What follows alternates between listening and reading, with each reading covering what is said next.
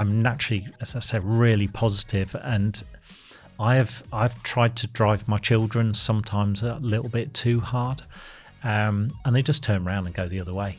I learned very quickly as a parent that show them by demonstration, not tell them what to do. They'll never remember what you said, but they'll always remember what you chose to do.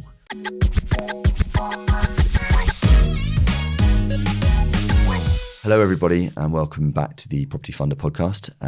I'm here again with Mark Stokes. This is the second part of our conversation.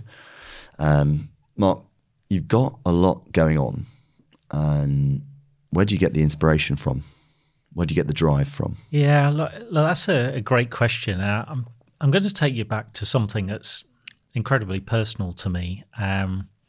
And that takes me back to my time in Sheffield. I did my degree at Sheffield City Polytechnic in 1988, 4-year sandwich degree.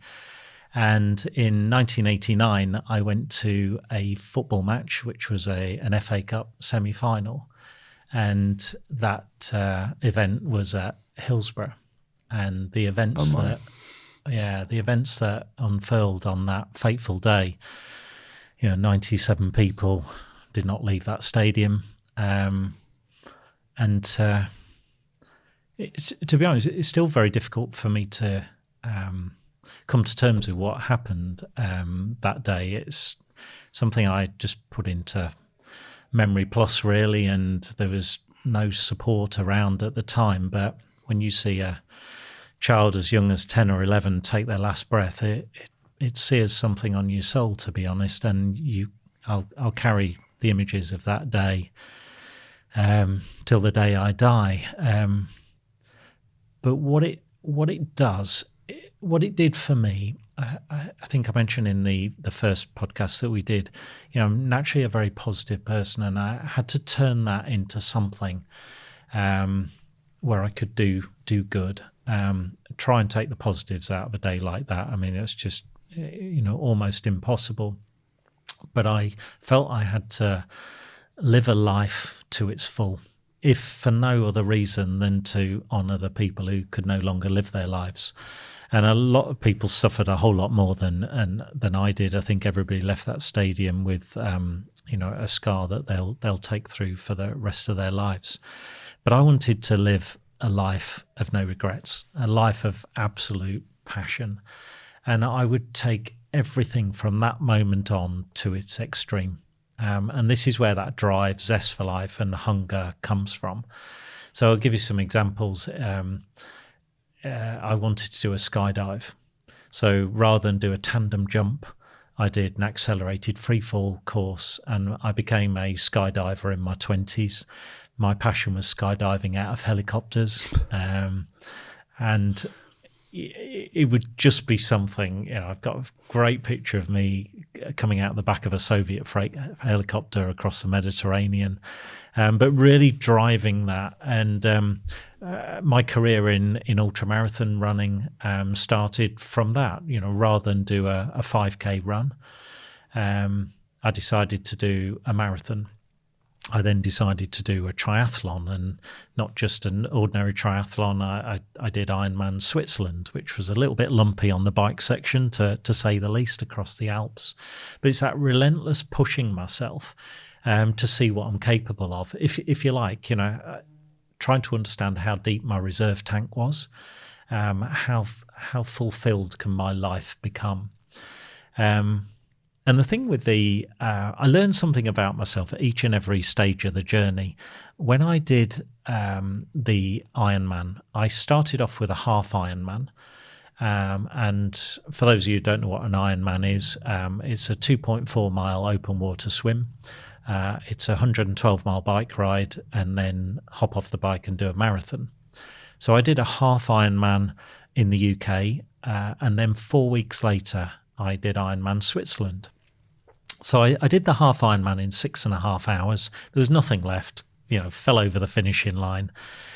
4 weeks later, no real time to recover. I had to work out, what is my target time going to be for the full Ironman? And the only science I could put behind it was double it and add an hour. So my target is going to be 14 hours. So how can, with no other practice, no other training in those 4 weeks, how can I do a full Ironman in 11 and a half hours? That is quicker than, than double the time, double the distance. I mean, it didn't make sense. And it was at that stage I got the realization that when your mind conceives a challenge, an opportunity, the power of the mind and the body together, you can just achieve the most incredible things. And I think most people live in a 15 to 20% comfort layer in their lives, and they truly don't understand what they can achieve with the other 70, 80%. And I'm not saying you should have that reckless pursuit to grind yourself into the ground, but I took the Ironman experience and decided to look for one of the deepest challenges of my life. So I decided to do what was known as the toughest foot race in the world, which is the Marathon des Sables across the Sahara Desert.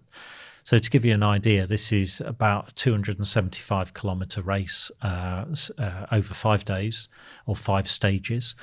You carry all your own support equipment, all your own food. They ration you water along the way.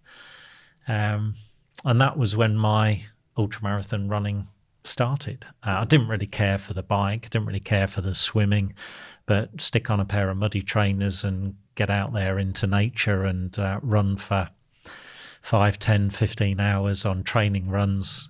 I just absolutely loved that. I'd run through the night.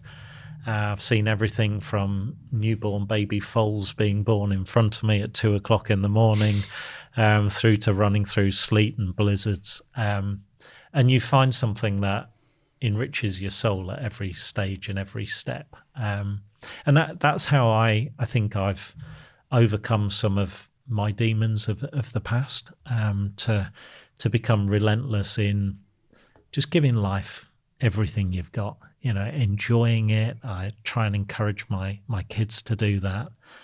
And an ultramarathon running has certainly taught me a thing or two. When everything from doing a 100-mile single stage race in a day, when all you want to do is your body just wants to curl up under a hedge and go to sleep. You've been running 17 hours non-stop. You got another 6 hours to go. What is the chemistry there between your mind and the body that makes you take that next stride, that makes you reach the next gatepost, that makes you reach the next telegraph pole? I can't tell you what that is, but it's something quite infectious when you find it. Well, I didn't realise that I was in the presence of the UK's very own David Goggins, but here we are. Well, I wouldn't say that. I mean, that guy's pretty relentless, isn't he? Well, I think don't do yourself a disservice. I mean, how do you square being a parent with the drive that you've got personally? I don't think you're. Put it this way, I wouldn't expect that the first thing I'm going to speak to you about the next time I see you is asking what you've been watching on Netflix. I guess you've got bigger fish to fry than that.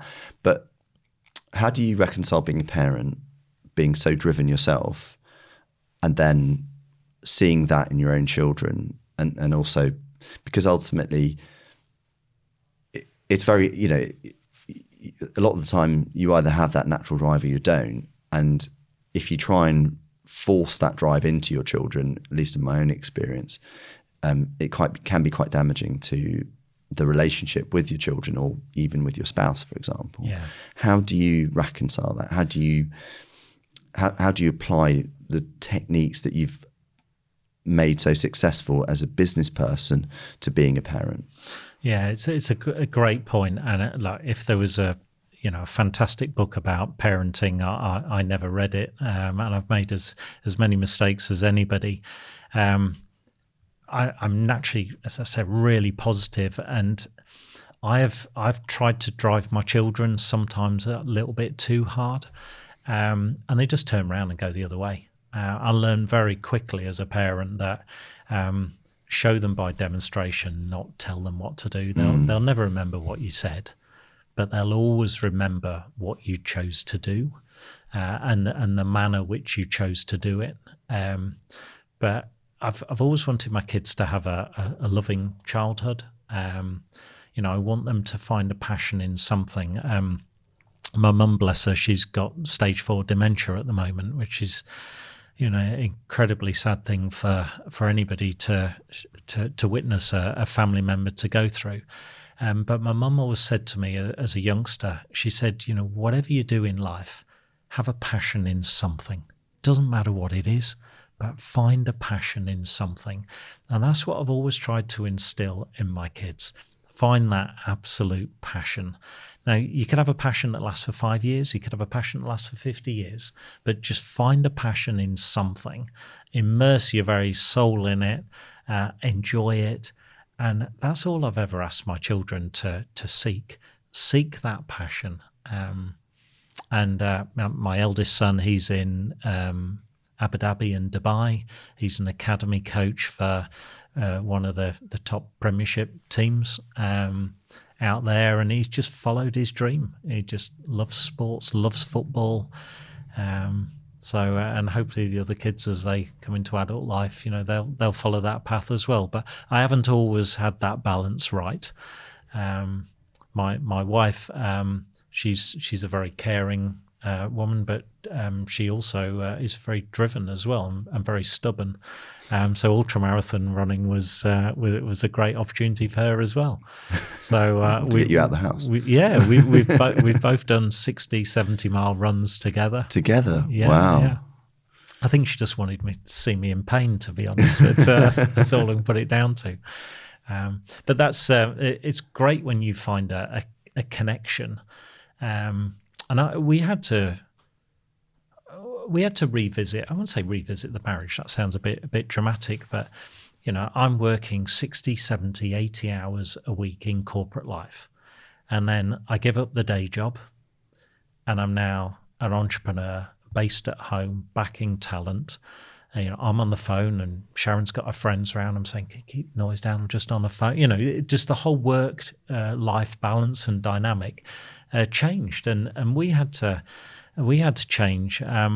In fact, one thing I did a psychometric test on myself. I've used psychometric tests for employing people for donkey's years, but actually I'd never done one myself. So when I left corporate life, I decided, well, for myself and some of my new business partners, we'd do one and we'd compare the results. Seeing how gaps in my armory, things that I maybe wasn't good at or didn't share the passion, and they did. Some natural fits there. And I found this so absorbing that one day in the evening, I had a chat with Sharon. I said, we're life partners, but we can be great business partners as well. It was probably a step too far to suggest to my wife that she might do a psychometric test as well. I wouldn't advise anybody to do that. That's got suspension of privileges written all over it, hasn't it? You're doing well if you just got suspension of privileges. Yeah, I think that's a game over moment for some people's relationships, isn't it? Yeah. So I've made all the mistakes in the world there is to make, but I'd like to think I don't make the same mistake twice. No, quite. You're a published author, and you do a lot of work around the training of entrepreneurs, particularly in the property space. Can you talk to people a little bit about some of the books that you've written, particularly around SASS pensions, how you got into that, and what does the future of that mentorship look like for you? Yeah, so again, go back to my mum. My mum always used to take me every couple of weeks to Smith's to buy a new book, the Hardy Boys book, when I was 7 or 8 years old, and I always had this dream that I'd become an author. I had no idea what I was going to be an author in, but that was the kind of 35-year itch I wanted to scratch. But of course, life gets in the way. You go to university, you get a job, and company culture sometimes shapes you in the way they want you to be. So it was only really that when I left corporate life that my soul could breathe and I could start to decide, well, okay, let's fulfill this dream, this vision. Now, I set myself some non-negotiables when I left corporate life. And I guess they could be broadly encapsulated in a challenge tradition. I'd been very successful, well remunerated in corporate life, but I was a one-trick pony. I didn't have any time for too many investments outside of corporate life. So I was a well-paid employee who was bonused well. So I decided to take control of one of my biggest bank accounts, which was my pension. I had a 24-year pension. And I decided that I didn't want faceless fund managers managing that largest bank account. So there I am. I've left corporate life. I've retired. I was 44, nearly 45. How do I get my hands on my pension? Not an easy thing. I'd worked out about SIP, but I didn't want to wait until, the 25% tax-free at 55 didn't exist then. That came in I think, 2016. So I wasn't prepared to wait another 20 years until I'm in my mid-60s to get my pension. I needed to get that working. I wanted to take control of it. So I asked a few questions, I had discussions with various people and eventually worked out there was this thing called a SASS, a small self-administered pension scheme. Been around since 1973, where you can put your pension into a trust. I can become a trustee and I can then go and do the most amazing things. I can loan money from my pension trust to my own company. I could loan to unconnected people out there, do loans. I can buy commercial property. Basically, I have the freedom and choice to do pretty much whatever I like. There is a mandate from HMRC that we have to follow. So that's exactly what I did. But I was constantly amazed that nobody else knew about this. I'd spent 24 years in corporate life, had no idea about this, and felt actually that the financial product market had let me down. I was never made aware of this choice, probably because there aren't any fees in it for the people selling those products.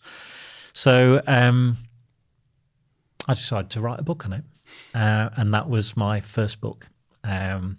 It was quickly, so that was on SASS pensions. I quickly got into the habit and worked a system in writing a book.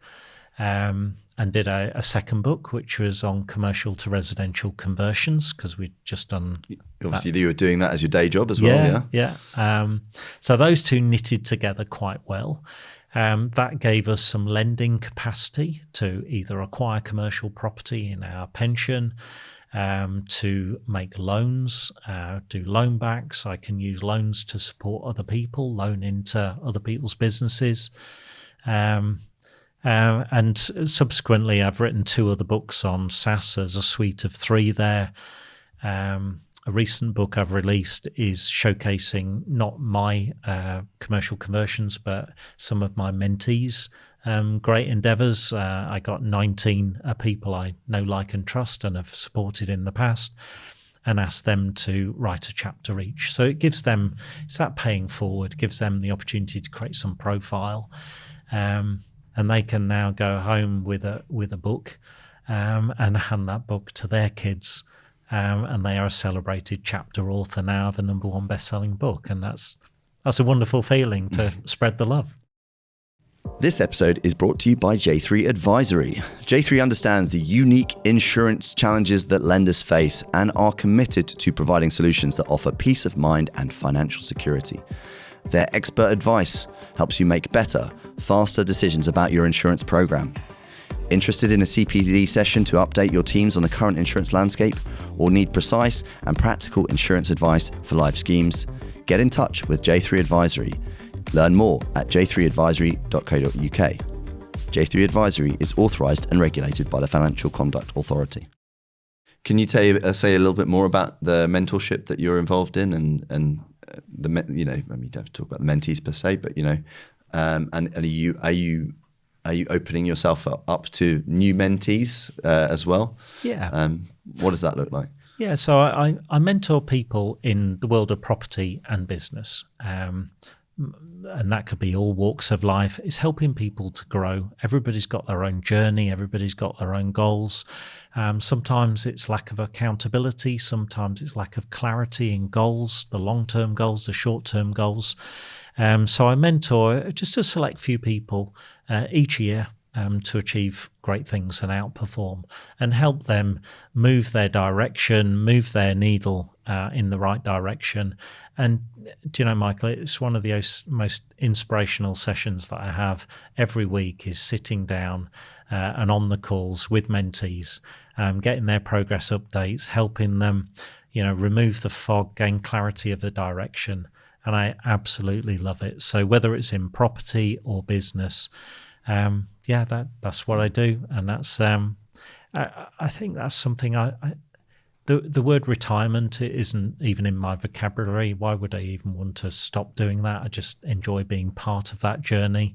That's not necessarily me investing in their business. I might do from time to time, but that's not the point. The point is to help people remove the glass ceiling and achieve and outperform anything their heart desires.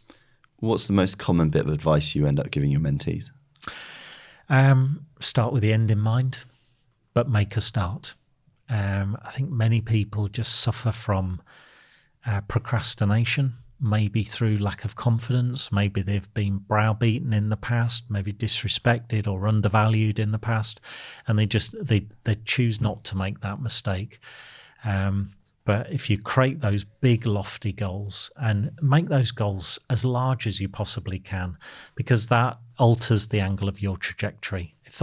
If you want to create 10 homes in the next 5 years, or if you want to create 1,000 homes in the next 5 years, you've got to go about it in an entirely different way. So giving people the confidence to step out of their comfort zone, make that start. Start with version 1 to get to version 10. Version 1's going to be a bit ropey, a bit rough around the edges. Version 2 better, but you've eliminated procrastination. You're now on the journey, and it's incredible what people deliver on. Love it. I suppose on the same theme, and it's a common question I ask guests here as well. What advice would you give to your 16-year-old self, knowing what you do now, and why?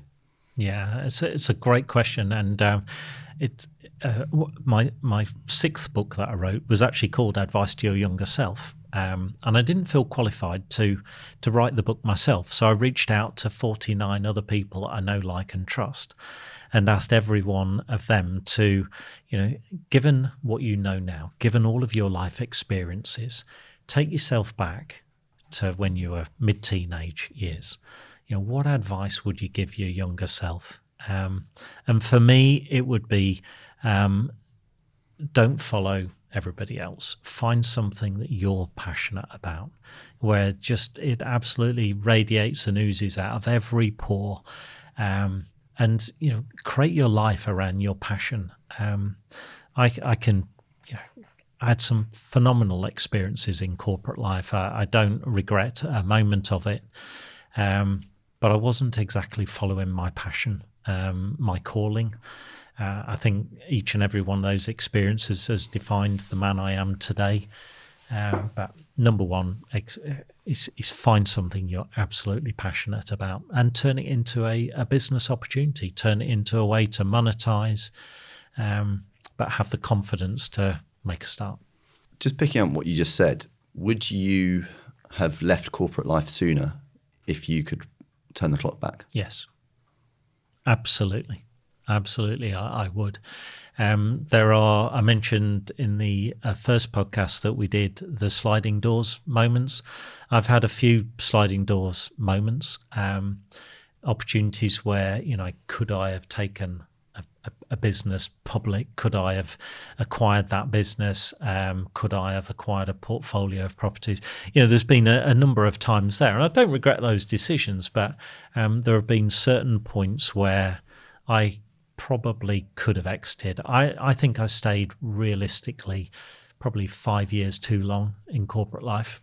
I knew the end was coming, and I suppose in me there was a little bit of lack of confidence myself, in terms of, 20 years, I don't know what's on the outside. So, you know, I've been through some of the hardship and self-doubt myself and pulled through. And, you know, I'd like to think I can give that guidance and support to people that there is other opportunity out there that they will absolutely relish and thrive. Even though you might have been working 60, 70 hour, maybe 80-hour weeks in those final years of the corporate life, you talk about that most people operating at that 15, 20% comfort zone. Do you think you were operating in that comfort zone yourself in that sort of 08 to 14 period? Yeah, I do, to be honest. And that was before probably I was operating at 30 or 40%. But there's always a different type of thinking. You know, I think back to the type of thinking of David McCourt. You know, he wasn't trying to get large contracts. He was trying to transform the way people communicate around the world. I mean, that's pretty lofty thinking. But I probably got caught up in the employee routine. I think if I'd probably had the courage when I first left corporate life in 2001, if I hadn't have started with Mighty and created the new business, if at that point I'd decided to take all my seasoned business practitioner knowledge and started my own business then, I think I would have probably exited that business, sold it, and probably gone down more the PE route. Yeah, I think that's probably where my life would have gone. But like, it's life's rich tapestry, isn't it? Yeah. Well, I don't think we want to have. I don't think you seem to be someone who lives life with much regret anyway. But I sort of get the sense that you're trying to make up for lost time now in some ways as an entrepreneur. In terms of the businesses you're looking to back going forwards, I suppose it's more people than the businesses ultimately. But what are you looking for, both in terms of the business idea and also the individual? What are the key characteristics? Yeah, I want somebody who's got a passion in their business, got a passionate idea. That idea has got to create recurring income. It's got to have the ability to be sellable in due course, ideally on a 5-year term. I like businesses in the property sector.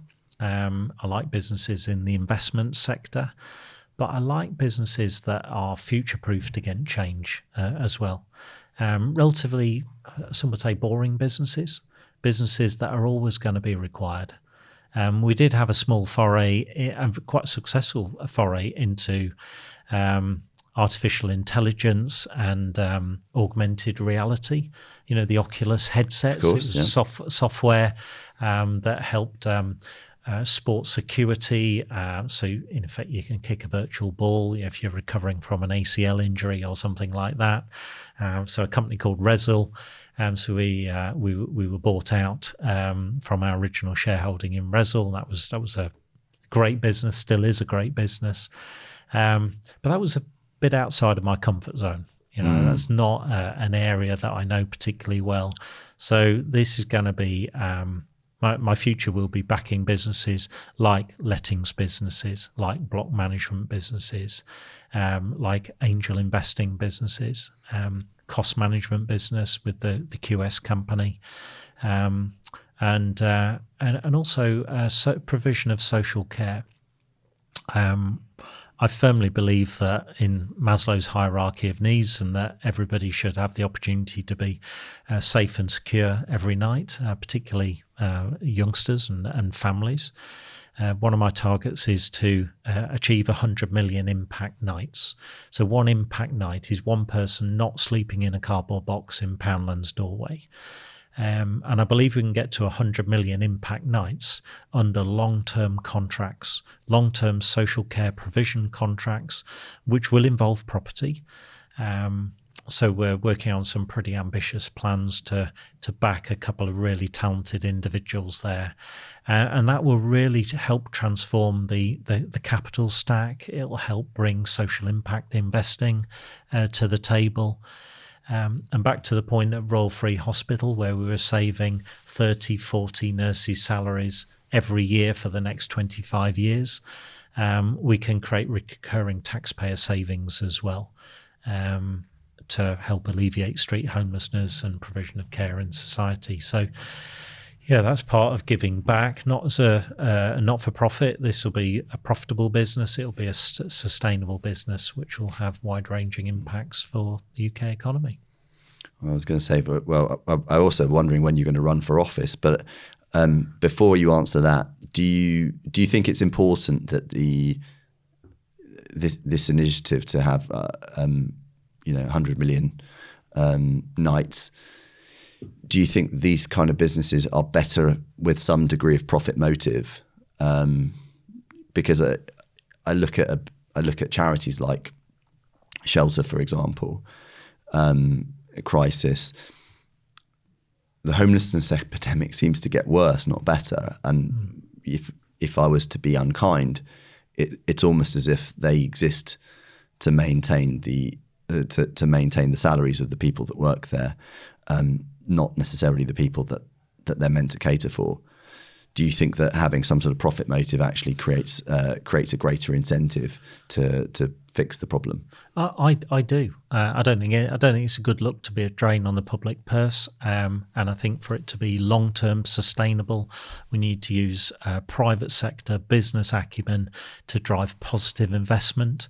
And to create that growth. I think the public sector, I think we're the glue, I think we're the catalyst to actually to incubate all those proven services of the organisations, the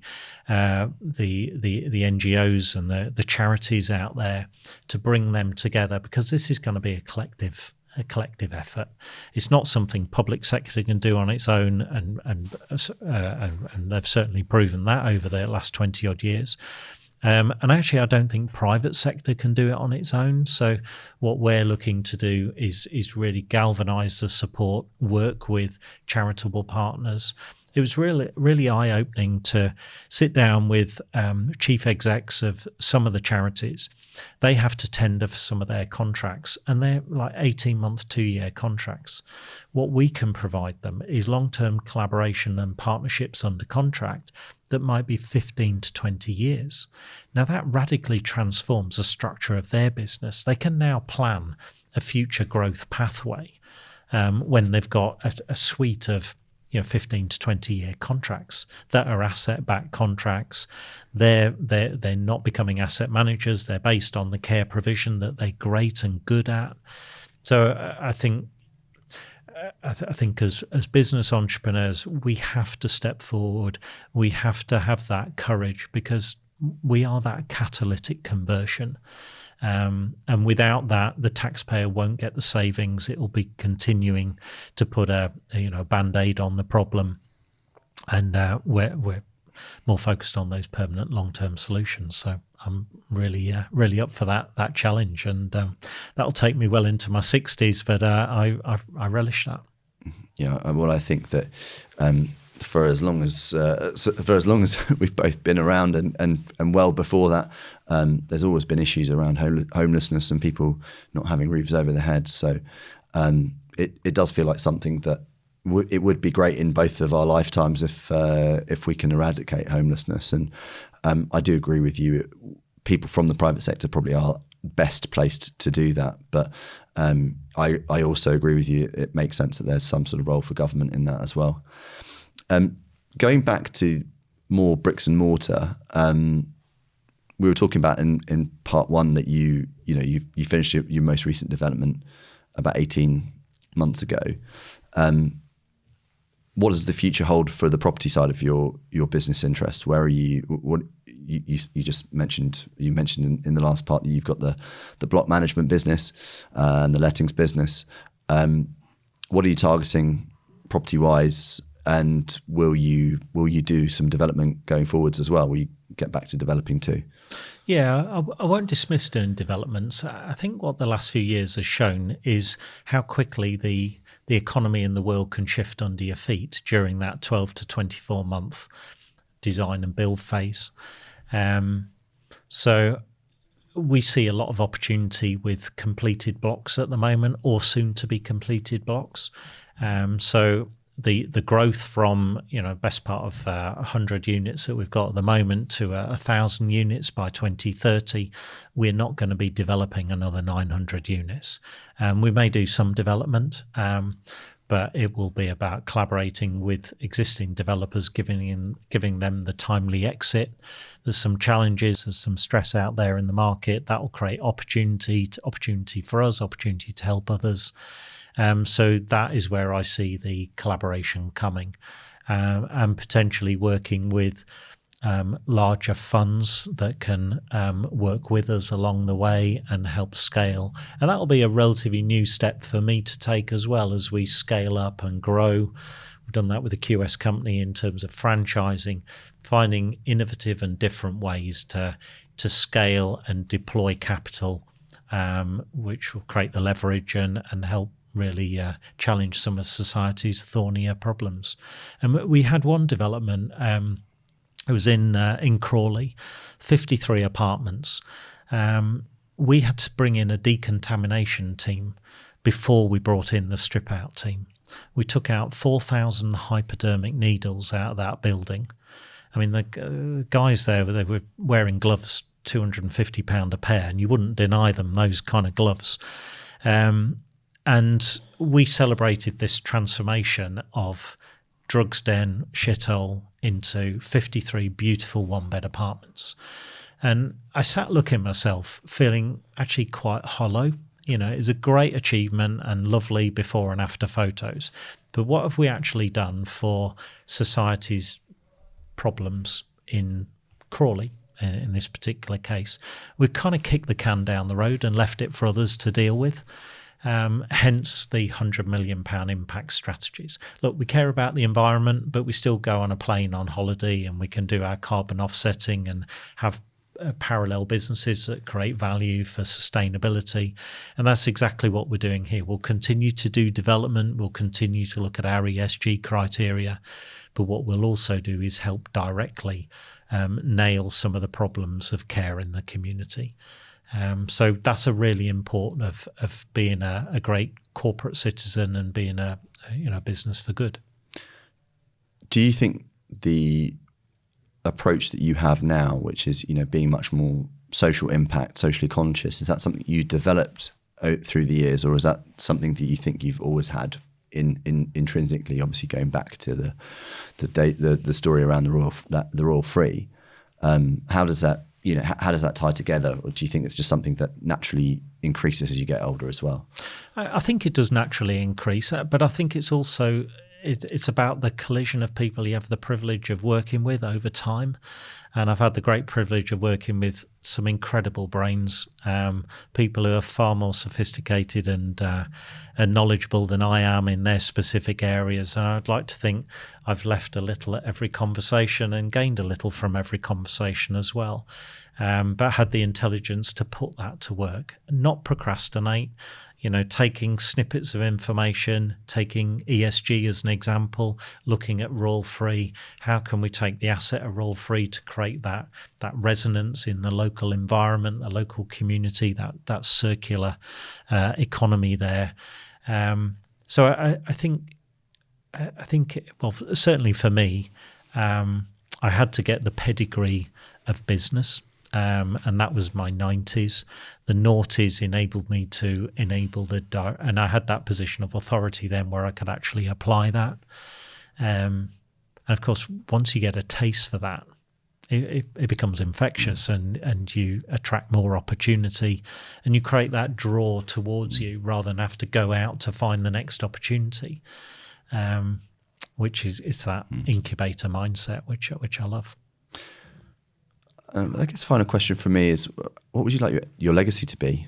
When you look back on your career, hopefully many decades from now, how would you like to remember your career and life more generally, and how would you like to be remembered? I think a close to home. I want to see my kids be great citizens, have wonderful lives of passion. I I'd like to think that every life I touch, directly or indirectly, enables those lives to go out and transform what we started to achieve and take it to a better place. I don't think life's work is ever done. It's about setting things in motion, and this could be a juggernaut force for good for decades, if not centuries to come. So that long-term legacy really drives. But it's actually looking people in the eye, seeing the glint in the eye, seeing the passion that people have achieved, they love what they're doing, the whole family units behind it, and making the world, leaving a mark on the world, a positive mark at every touch we make. That's a nice place to round the conversation off. So I just wanted to thank you so much for coming on. Now we've met a few times. I seem to come away with a big smile on my face because you're a great person to talk to. I feel like I learn something every time. I always feel slightly more inspired on the back of that. And so, looking forward to the next time we have a drink or a bite to eat or something to swap stories, and hopefully I'll get even more inspired and some more inspirational stories. So, thank you for that. I'm hoping that our audience, our viewers and our listeners will feel the same way that I do. No doubt many of them will have propositions for you, both on the property side, on the business side, on the mentorship side. If someone wants to reach out to you, what's the best way of them getting hold of you? Yeah, I'm on all the social media channels. I've got my personal website, which is markstokesuk.com. So all my contact details are on there. So that's probably the best way. And generally really appreciate the invite to come on. I cherish the time we have together. I think between us we can really make some significant impact in the world together, and I look forward to those future conversations. So thank you for all the great work your podcast does to inspire the next generation. Well, it's very kind of you to say that, and thanks very much. All that leaves me to do is to thank our audience for tuning in, both the viewers and the listeners as well, however you like to consume. If you want to find me on the internet, I'm at property_funder, again, across most platforms. The podcast also has its own dedicated channels now on LinkedIn, on TikTok, and on Instagram. I think Facebook as well. That's right. Kim's nodding at me over in the corner. So that's great. You can find it by searching it. Otherwise, we'll have links to the channels in the show notes. One last bit of housekeeping as well. We have moved the YouTube channel from the old YouTube channel, the @property_funder YouTube channel, to again a new dedicated channel at the Property Funder podcast. There you go. That's the Property Funder podcast. So if you want to get hold of the YouTube channel, please migrate over there. Please follow and subscribe that channel, as well as the @property_funder channel. And we'll put a little note out on the Property Funder podcast channel on YouTube as well for that. Anyway, without further ado, Mark, thank you so much. Thank you, Mark. And thanks, as always, to J3 for their kind support and sponsorship. And as you know, they provide latent defects insurance, structural warranties. They are the best brokers in the business.